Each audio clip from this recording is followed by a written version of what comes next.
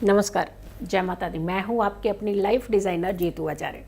कन्या पूजन हो गया, अष्टमी हो गई, नवमी हो गई, तो बहुत सारा सामान सामग्री पूजा करनी थी। जब आपने नवरात्रि आने थे तो आपने कितनी सारी सामान इकट्ठा किया, चुनरियाँ कितनी वैरायटी की, उनकी मालाएं हैं, फूल जो हैं निकाले हुए हैं, खेतरी है, जो जवारे आपने विसर्जित करने हैं वो हैं, मिट्टी है, और सबसे बड़ी बात है उसके बीच में सिक्के, सुपारियाँ हैं, कलश के अंदर आपने सिक्के डाल रखे हैं, कलश है, जो धागा मूली आपने लपेटी हुई है नारियल के ऊपर वो है, चुनरी है।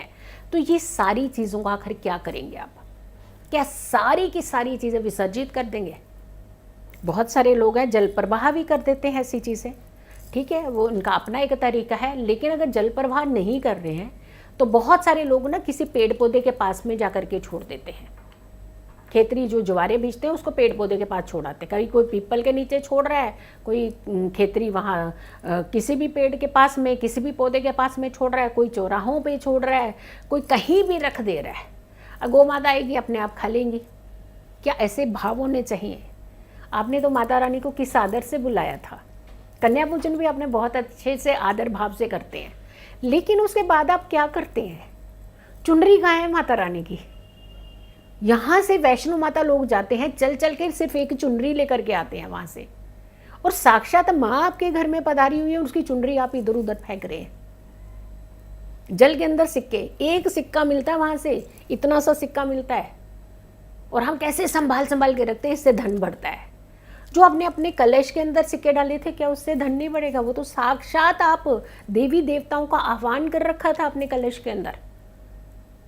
कलश में तो भगवान विष्णु ब्रह्मा सभी विराजित हैं, सारी देवी देवता हैं।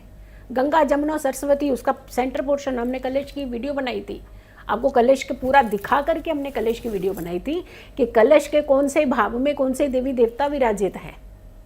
तो आपने क्या कर रहे हैं? ये सारे सामान का क्या कर रहे हैं? हम ये चाहते हैं कि आपकी पूजा बहुत अच्छी रहनी चाहिए। हम ये चाहते हैं कि माता रानी आपके ऊपर पूर्ण रूप से प्रसन्न हो, लेकिन कोई त्रुटियां, कोई गलतियां जो हम कर रहे हैं उसे तो हम ही ने ठीक करना, करेक्ट करना है ना। सबसे पहले तो मैं आपको एक एक चीज़ करके बताऊंगी। नारियल का क्या करें, नारियल के जल का क्या करें, उसका जो बुरादा निकलता है, जो छिलके आप उतारते हैं उसका क्या करें, चुनरी का क्या करें, खेतरी का क्या करें, सिक्कों का क्या करें। तो ये सारी चीज़ें हम आपको बताने वाले हैं, लेकिन आपने एक प्रॉमिस करना है, इस वीडियो को प्लीज़ रोकना नहीं है। पहले जय माता दी बोलिए और साथ ही साथ इस वीडियो को शेयर ज़रूर करते रहिएगा, क्योंकि ये इन्फॉर्मेशन बाकी लोगों तक भी पहुंचाना ज़रूरी है। हम बांध लेते हैं, चीज़ों को रख लेते हैं अपने पास, अरे कौन करेगा, एक बटन दबाना पड़ेगा। आपको पता है कितना भला करेंगे, माता रानी आपके ऊपर प्रसन्न हो जाएंगी कि आपने इस इन्फॉर्मेशन को ढंग से लोगों तक पहुंचाया, ताकि लोगों ने उसका सही यूटिलाइजेशन किया है। सबसे पहले हम आपकी बात जो करते हैं वो खेतरी जवारे की करते हैं। अगर विसर्जित घर में कर रहे हैं या विसर्जित आप बहते हुए जल में प्रवाह कर रहे हैं तो वो आपकी इच्छा है, लेकिन अगर आप घरों में विसर्जित कर रहे हैं तो बहुत अच्छे से एक टब लीजिए और टब के बीच में पानी डालिए और पानी के बीच में खेतरी डाल दीजिए, और ऊपर तक, पूरा ऊपर तक, यानी पानी, खेतरी पूरे बीच में अंदर डूब जानी चाहिए।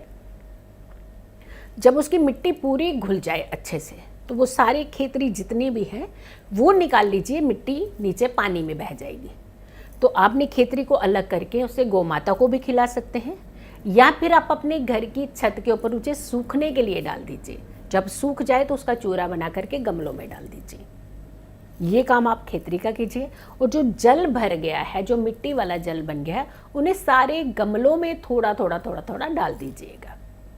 और उसके बावजूद भी आपको लगता है कि गमलों में नहीं है तो सारा एक बकेट में डाल करके कहीं ऐसे पेड़ पौधों को जा करके दीजिए जो बिल्कुल पैरों के बीच में नहीं आते। जब बहुत सारी बागानी करते हैं लोग, पार्क हैं, बहुत साइडों पे बहुत अच्छे अच्छे पेड़ पौधे रहते हैं, उनमें डाल दीजिए।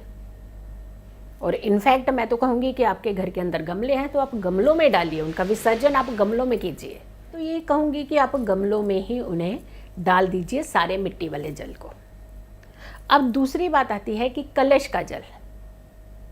कलश का बहुत सारा आपने जल रखा होता है, कुछ लोगों का थोड़ा सूख गया होता है जल, थोड़ा सा रह गया होता है। वो सारे कलश के जल को एक बोतल भर करके अपने घर के अंदर रखिए। साक्षात देवी देवता हैं, आप जो गंगा जी में जाके स्नान करने जाते हैं ना, तो ये जल रख लीजिए भर के। जब भी आपको गंगा जल का प्रयोग कहते हैं ना करने को, तो आप इससे थोड़ा सा ये जल भी डाल सकते हैं। ये तो साक्षात देवी देवता है इसके अंदर। वो जल आप एक बॉटल भर के रख लीजिए और डेली अपने घर में छिड़काव कीजिए। सिक्के हैं, उनकी एक पोटली बनाइए। पोटली बना करके लाल रंग के या फिर गुलाबी रंग के कपड़े में हमेशा धन स्थान के ऊपर रखिए। पीछे बचे आपकी चुनरियाँ, चुनरी हमेशा अपने साथ रखिए। ये वो शक्ति है, ये वो बल है जो माँ हमेशा आपको देगी। आपका मनोबल कभी कमज़ोर नहीं होगा। साहस में कमी नहीं आती है इन लोगों की जिनके पास ये चुनरी होती है। चुनरी शुभता का प्रतीक है आपके लिए, और उसे हमेशा अपने पास रखिए।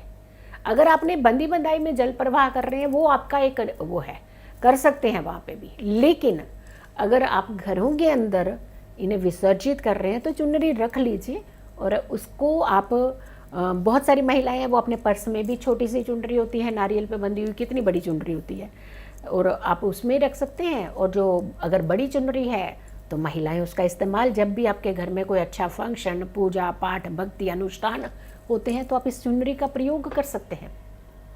जब आपका मन कहीं कमज़ोर फील कर रहा होता है तो आप इस चुनरी को लीजिए, थोड़ा समय के लिए अपने ऊपर ओढ़ाइए।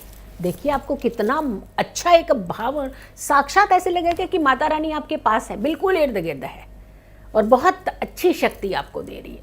आप इसको कीजिए। सिक्के संभाल लिए, नारियल संभाल लिया। नारियल का अब आगे नारियल की बात, संभाला नहीं है नारियल, नारियल की अभी बात बताएंगे। नारियल को आपने ऊपर जो बुरादा होता है, उसका जो हेयर्स होते हैं, क्योंकि जटा वाला नारियल, जो जटाएं होती हैं वो आप सारी रख लीजिएगा। और ज़्यादातर आपने देखा होगा छोटे बच्चे जो हैं बहुत रेस्टलेस होते हैं, या फिर ज़्यादा बीमार पड़ते हैं, या फिर पढ़ाई की तरफ उनका बिल्कुल ध्यान नहीं आता, तो पिल्लो बना बना के बाज़ार से लाते हैं ना, उन्हीं पिल्लो के अंदर थोड़ा सा वो पोर्शन डाल दीजिए।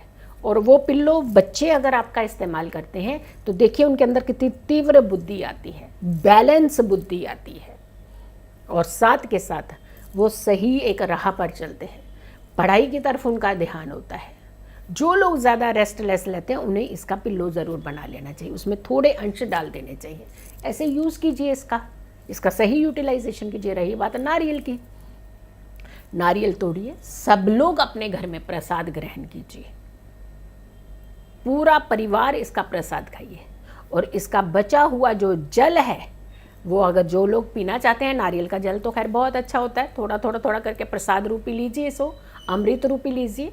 लेकिन अगर नहीं पीना चाह रहे हैं, तिलक लगाइए, आप अपने घर के अंदर छिड़काव कीजिए। इस तरीके से चीज़ों का इस्तेमाल किया जाता है। सिंदूर की बात करते हैं, सिंदूर हमेशा माँ का अपने पास रखना चाहिए। बाहरी सिंदूर लाते जाइए, उसमें मिक्स करते जाइए, जब खत्म होने लगा और थोड़ा सिंदूर डाल करके मिक्स कर लीजिए। ये तो वरदान है आपके पास माता रानी के, आप इन्हें निष्फल मत होने दीजिए। चौकी पाटा जो आप जिसके ऊपर आपने स्थापित किया होता है माता रानी को, कुछ लोग नई लगाते हैं, कुछ लोग पुरानी वाली लगाते हैं। जो पुरानी वाली है, नई वाली है, जो भी है, आपके बच्चे वहाँ बुक रख करके अगर पढ़ना शुरू कर देंगे ना, तो देखिए आपके बच्चे कितने तीव्र होते हैं, फोकस्ड होते हैं, पढ़ाई करने लगते हैं। तो चीज़ों का सही इस्तेमाल, यही तभी तो माता रानी प्रसन्न होती है। हम लोग गलती क्या करते हैं, बस अष्टमी तक हुआ, उसके बाद चीज़ें इधर फेंकिए उधर फेंकिए, ऐसे करिए वैसे करिए, कोई ध्यान नहीं है। और जब माता रानी ने आना होता है ना, तब आप कितने दिन पहले से तैयारी शुरू कर देते हैं। तो प्लीज़ ये रिक्वेस्ट भी है हमारी, और ये आपके लिए भी बहुत ही फ्रूटफुल फ़ायदेमंद चीज़ है। यानी आपको पूर्ण आशीर्वाद भी मिलेगा और आपकी सारी समस्याएं भी दूर हो जाएंगी। सो वीडियो को ज़्यादा से ज़्यादा लोगों तक ज़रूर पहुंचाइएगा। अगर चैनल सब्सक्राइब नहीं किया तो ज़रूर कीजिए, वीडियो शेयर कीजिएगा। होता क्या है कि उपाय मैडम क्या दिया आपने, ये उपाय नहीं है, आपको नहीं लगता कि एक सही चीज़ का चुनाव करना, सही विधि विधान से करना, सही तरीके से करना, ये अपने आप में बहुत बड़ा लाभ देने वाली चीज़ें होती हैं। सो वीडियो को ज़रूर शेयर कीजिए, मेरी आने वाली हर वीडियो को ज़रूर देखें। खुश रहें, स्वस्थ रहें, पॉजिटिव रहें। पॉजिटिव रहते हैं तो हर समस्या से हम दूर रहते हैं। जल्दी हाजिर होंगे एक अच्छी वीडियो के साथ, तब तक के लिए नमस्कार, जय माता दी।